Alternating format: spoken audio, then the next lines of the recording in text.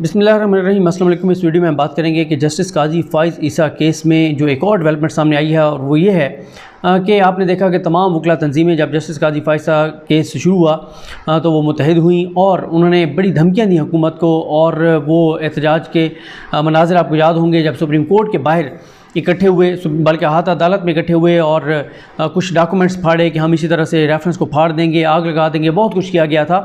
तो अब बहरहाल जो जस्टिस काजी फ़ाइज़ ईसा के हामी हैं उनमें दरार शुरू हुई है और पहली बगावत जो है वो सामने आई है। और ये बगावत सामने आई है लाहौर बार एसोसिएशन की जानिब से। लाहौर बार एसोसिएशन ने क्या कहा है वो मैं आपके सामने रखता हूँ और उसके बाद मैं आपको बताऊँगा कि इस वक्त लाहौर बार एसोसिएशन के ओहदेदारान कौन हैं। ये जो प्रेस रिलीज़ जारी की गई है उसमें ये कहा गया है कि लाहौर बार एसोसिएशन की एग्जीक्यूटिव कमेटी ये समझती है कि लाहौर बार एसोसिएशन जो कि एशिया की सबसे बड़ी बार है वो इस केस से कतई ताल्लुक नहीं रह सकती। Executive committee Lahore bar association मज़ीद ये समझती है कि मुमलिकत खुदादाद पाकिस्तान में कोई भी एहतसाब से बालातर नहीं है। अगर 3 दफ़ा के मुंतखब वज़ीर आज़म का एहतसाब किया जा सकता है तो जजेज़ और जर्नैल भी एहतसाब के अमल से बालातर नहीं। Executive committee Lahore bar association ये समझती है कि लाहौर बार एसोसिएशन आने वाले दिनों में वक्त पड़ने पर इस केस में बतौर फ़रीक शामिल होकर अपना भरपूर किरदार अदा करेगी और कानून की हाकमियत और बालादस्ती को यकीनी बनाएगी। अब इसमें ये वाज़ेह इशारा दिया गया है कि वो इस केस में आके फ़रीक बन सकते हैं, वो इस केस में दरख्वास्त दायर कर सकते हैं। और जिस तरह से जस्टिस काजी फ़ाइज़ ईसा के हक़ में बार एसोसिएशंस और bar council, Pakistan bar council ये सारे थे, तो ये इस मौक़िफ़ के साथ सामने आएंगे जो कि खुशाइंद है कि सबका एहतसाब होना चाहिए। और जैसे मैंने आपको कहा कि वकला का हमेशा से ये मौक़िफ़ रहा है कि जजेस का एहतसाब किया जाए ये, लेकिन यहाँ पर यह है कि जब एक जज का एहतसाब होने लगा तो वकला तंजीमें आके और उनके साथ खड़ी हो गई। यहाँ पर मैं आपको बताता चलूँ कि लाहौर बार एसोसिएशन के इस वक्त जो सदर हैं उनका नाम मलिक सरूद अहमद है। उसके बाद राना शाहिद हुसैन जो हैं वो सीनियर वाइस प्रेसिडेंट हैं। एम ए शाहीन साहब के साथ मेरा तो बड़ा अच्छा एक बड़ा पुराना तल्लुक़ भी है, बड़े भाई भी हैं। तो एम ए शाहीन साहब जो हैं वो वाइस प्रेसिडेंट हैं। राना कौसर सुलहरी ये वाइस प्रेसिडेंट हैं और इरफान अहमद खिची ये हैं वाइस प्रेसिडेंट जो कैंट सीट है उधर से। अहमद साद खान सेक्रेटरी जनरल हैं। इसके बाद मुदस्सिर भट्ट ये सेक्रेटरी हैं। मियाँ फरहत सलीम जॉइंट सेक्रेटरी हैं।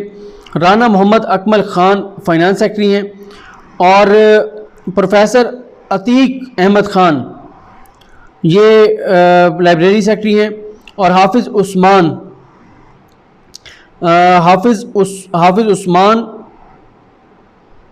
लालुद्दीन ये एडिटर इनका लिखा हुआ है। तो ये उनकी वेबसाइट से बहरहाल मैंने देखा है कि कौन कौन ओहदेदारान हैं।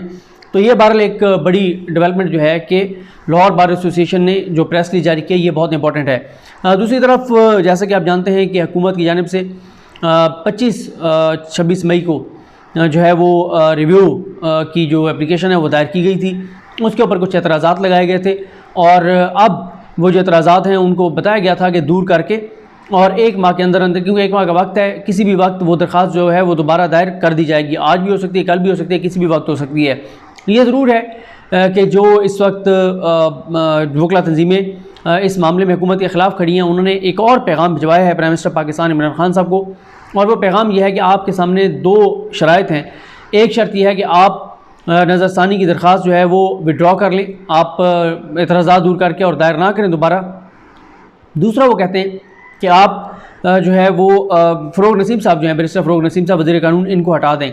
पिछले दिनों में कुछ बातें सामने आई भी थी, क्योंकि मसला यह है कि यहाँ पे हुकूमत के अंदर आपको पता है ग्रुपिंग है, तहरीक इंसाफ के अंदर से ग्रुपिंग है। तो ये ख़बर एक सामने जारी की गई थी, किसी ने लीक की थी कि फ़रोग़ नसीम साहब को हटाया जा रहा है, लेकिन उसकी वजूहत शायद कुछ और थी। लेकिन ये तो अब वकला तंजीमें ये कह रही है हुकूमत को कि आप फ़रोग़ नसीम को हटा दें, आप ये रिव्यू दायर ना करें, वरना हम जो है वो पूरे पाकिस्तान में एहतजाज करेंगे। आपने देखा कि पाकिस्तान बार कौंसल का आया मौक़िफ़, सिंध बार का आया और बड़े सख्त उन्होंने धमकियां लगाई हैं कि हम ये कर देंगे, हम वो कर देंगे।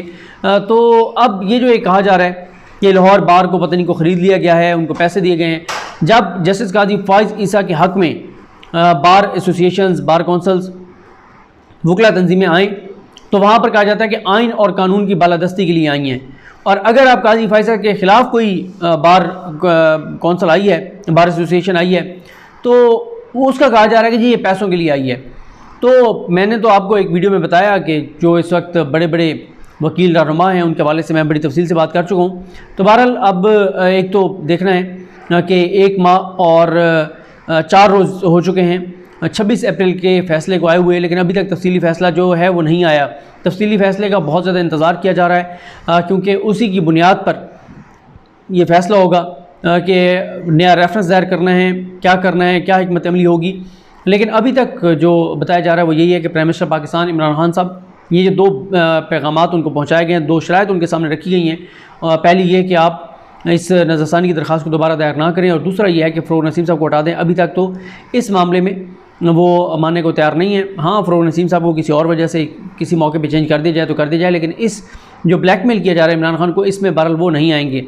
एक और बड़ा इंटरेस्टिंग मामला है और वो ये है कि अगर ये रिव्यू सुना जाता है और या ये एप्लीकेशन ही सुनी जाती है कि एतराज़ात जो लगे हैं, ये एतराज़ात ही अगर लगते हैं 9 जजेस के सामने, और हुकूमत कहती है कि नहीं जी, जिस तरह काजी फैसल साहब ने कहा था कि 10 जजेस सुने तो 10 जजेस ही ये सुने, और 10 जजेस को अगर ये सुनना पड़ा तो 9 जजेस तो ज़ाहिर है मौजूद हैं। इनमें से एक जज नहीं है जो रिटायर हो गए हैं, जस्टिस मंजूर मलिक साहब, जिन्होंने 19 जून का जो फैसला था, जब ये मामला 7 जजेस 7-3 से भेजा गया था FPR के पास, उस पर दस्तखत उनके मौजूद थे मंजूर मलिक साहब के, और फिर मंजूर मलिक साहब के 23 अक्टूबर वाले फ़ैसले पर भी दस्तखत मौजूद थे, जिसमें तफसीली फ़ैसला आया था 19 जून के ऑर्डर का। लेकिन फिर अब जब 26 अप्रैल को आया है तो मंजूर मलिक साहब जो हैं उन्होंने मकबूल बाकर साहब, मंसूर अली शाह साहब, याया अफरीदी साहब, मज़हर अलामी अखील साहब और अमीनुद्दीन खान साहब के साथ दस्तखत किए। इनमें से 2 जजेस जो थे, एक मंजूर मलिक साहब और जस्टिस मज़हर अलामी अखील साहब, इन 2 मोअज़्ज़ज़ जजेस को ये एहसास हुआ कि उन्होंने जो अपने जज, एक और जज के एहतसाब का मामला जो FPR को भेजा, उनकी अहलिया का, और फिर मामला सुप्रीम जुडिशल काउंसिल के पास भेजा, तो एक जज के एहतसाब का मामला भेजना उनकी गलती थी, उनका गलत फ़ैसला था, गैर आइनी फ़ैसला था, गैर कानूनी फ़ैसला था, और उन्होंने इसी वजह से अपने ही फ़ैसले को बदल लिया और अपने ही फ़ैसले से पीछे हट गए। और शॉर्ट ऑर्डर आ चुका है जिसमें बहुत कुछ ये लिख दिया गया कि अब जो FPR की रिपोर्ट है वो कोई फ़ोरम उसको टेकअप नहीं कर सकता। अब वो सारे जो प्रोसेस था उसको कलअदम करार दे दिया, ख़त्म कर दिया। सुप्रीम जुडिशल काउंसिल को भी रोक दिया कि आपका जो एक सो मोटो का इख्तियार है आप उसको भी इस्तेमाल नहीं कर सकते। तो इस सारी सूरत हाल में अगर 10 जजेस को ये सुनना पड़ा तो 10वां जज कौन होगा? 10वें जज होंगे मज़हर अली अकबर नकवी साहब। अब मज़हर अली अकबर नकवी साहब के ऊपर काजी फैसल साहब ज़रूर एतराज़ करेंगे। इससे पहले आपको याद होगा कि जस्टिस इजाज़ुल एहसन साहब के ऊपर उनको बहुत ज़्यादा एतराज़ किया उन्होंने, और उस वजह से इजाज़ुल एहसन साहब और सरदार तारिक मसूद साहब वो बेंच से अलग हो गए।